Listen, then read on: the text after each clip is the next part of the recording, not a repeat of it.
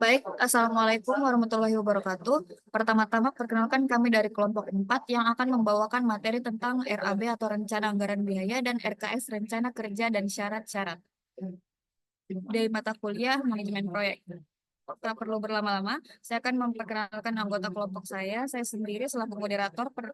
Perkenalkan, nama saya Yuri Ramadian Syaratri, dan anggota saya yang pertama itu Faika Zulkarnaen, Dea Kautsari, Ofgani Ramadan, dan Afif Mufli.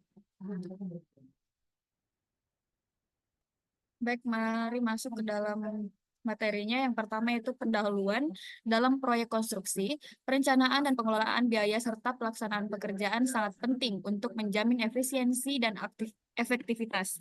Dua dokumen utama yang memainkan peran krusial dalam hal ini adalah Rencana Anggaran Biaya atau RAB dan Rencana Kerja dan Syarat-syarat atau RKS. Untuk selanjutnya, saya akan berikan ke pemateri selanjutnya.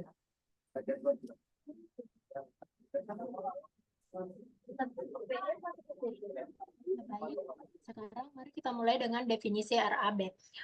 RAB atau Rencana Anggaran Biaya adalah dokumen perhitungan biaya yang diperlukan untuk menyelesaikan suatu proyek konstruksi dari awal hingga akhir. Jadi dokumen ini mencakup biaya material, tenaga kerja, alat, hingga biaya tidak langsung seperti biaya overhead dan pajak. Sedangkan RKS atau Rencana Kerja dan Syarat-syarat adalah dokumen yang menjelaskan metode pelaksanaan proyek, standar kualitas yang harus dipenuhi, dan spesifikasi teknis dari pekerjaan yang dilakukan. Dalam RKS juga dijelaskan tentang prosedur kerja dan syarat-syarat keselamatan di lapangan. Jadi RAB lebih berfokus pada aspek biaya, sementara RKS lebih pada aspek teknis dan prosedural. Selanjutnya, kita akan melihat komponen utama dalam RAB. Ada beberapa elemen penting yang harus kita perhatikan. Pertama, ada uraian pekerjaan atau yang sering disebut dengan Bill of Quality.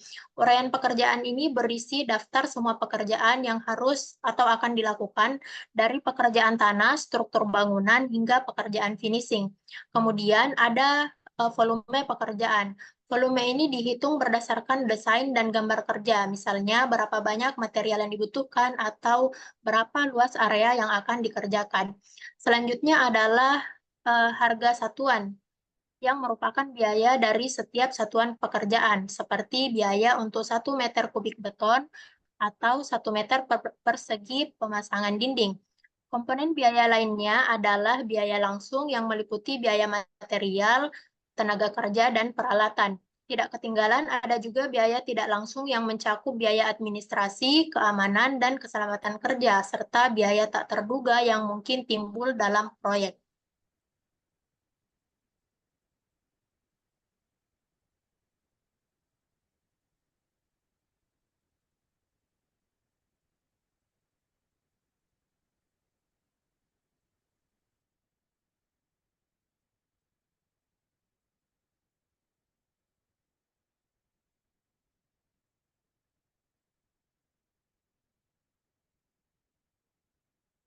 Oke, baik. Selanjutnya adalah tahapan penyusunan RAB. Jadi di sini ada 5 tahapan, yaitu yang pertama ada pengumpulan data, kemudian perhitungan volume pekerjaan, kemudian yang ketiga ada penentuan harga, keempat ada rekapitulasi biaya, dan terakhir adalah analisis dan evaluasi. Jadi kelima komponen ini harus ada di dalam suatu file berupa RAB itu. Nah, kemudian ada selanjutnya RKS atau Rencana Kerja dan Syarat-syarat. Jadi seperti yang dijelaskan di awal tadi bahwa RKS adalah rencana kerja dan syarat yang merupakan dokumen penting untuk memberikan panduan bagi semua pihak yang terlibat dalam suatu proyek. Nah, kemudian RKS juga itu berisi berbagai syarat dan ketentuan yang harus dipatuhi selama pelaksanaan proyek, sehingga proyek dapat berjalan sesuai rencana dan meminimalisir risiko terjadinya kesalahan. Nah, kemudian hal-hal yang tercantum di dalam RKS itu adalah pengadaan material, tenaga kerja, peralatan, dan perlengkapan, jenis pekerjaan, serta segala sistem yang diperlukan untuk melaksanakan proyek pekerjaan. Jadi yang for information juga bahwa di dalam RKS ini hal-hal yang tercantum di dalamnya adalah berdasarkan peraturan perundang-undangan yang berlaku di Indonesia.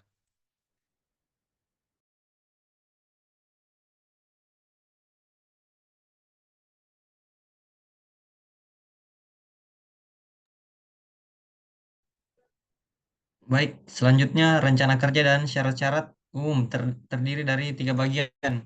Yang pertama ada syarat umum, yaitu hak dan kewajiban pemberi tugas atau pemilik proyek, perencana, pengawas, pemborong, atau kontraktor.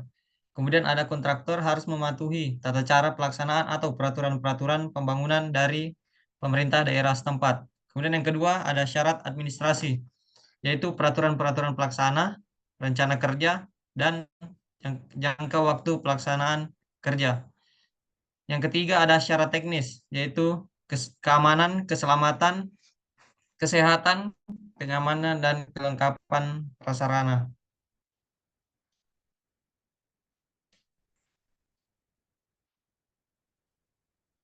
Selanjutnya tujuan RKS itu sendiri yaitu hal-hal minus yang biasa terjadi dalam pekerjaan konstruksi, yaitu pertama turunnya nilai kualitas pekerjaan konstruksi yang ada di lapangan, kemudian ketidaksesuaian dengan standar mutu yang ditetapkan dalam dokumen spesifikasi teknis setiap pekerjaan. Oleh karena itu, suatu pelaksanaan proyek membutuhkan suatu pengendalian mutu yang dilakukan pada setiap konstruksi suatu proyek yang sedang dikerjakan.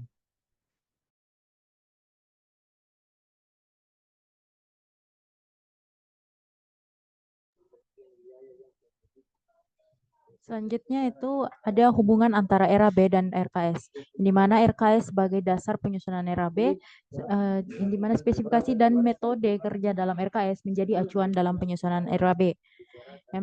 Kemudian untuk penyesuaian biaya dengan perubahan RKS, setiap perubahan dalam spesifikasi atau metode kerja yang tercantum di RKS akan mempengaruhi estimasi biaya dalam RAB. Kemudian selanjutnya itu ada pengawasan proyek, di mana RKS digunakan untuk mengawasi apakah pekerjaan sesuai dengan perencanaan, sementara RAB digunakan untuk memantau penggunaan anggaran. Selanjutnya,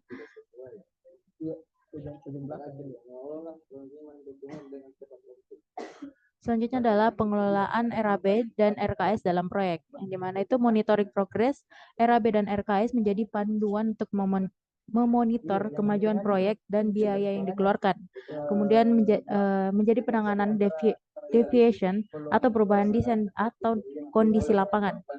Yang dimana bagaimana menangani perubahan desain atau kondisi lapangan yang mempengaruhi biaya dan metode kerja. Dan juga ada pembaruan berkala di mana RAB perlu diperbarui sesuai perkembangan proyek dan fluktuasi harga material.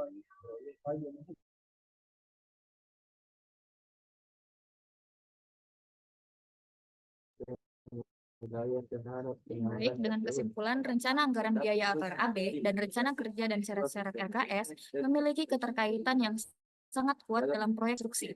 Kedua dokumen ini saling melengkapi dan menjadi fondasi utama yang diperlukan untuk perencanaan dan pelaksanaan yang efektif.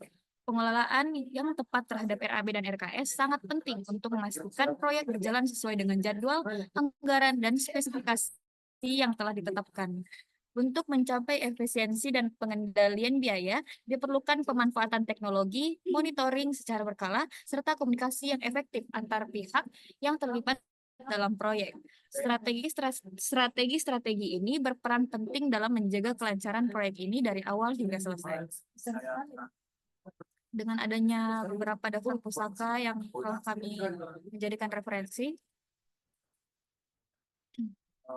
dan terima kasih dengan akhirnya presentasi kami.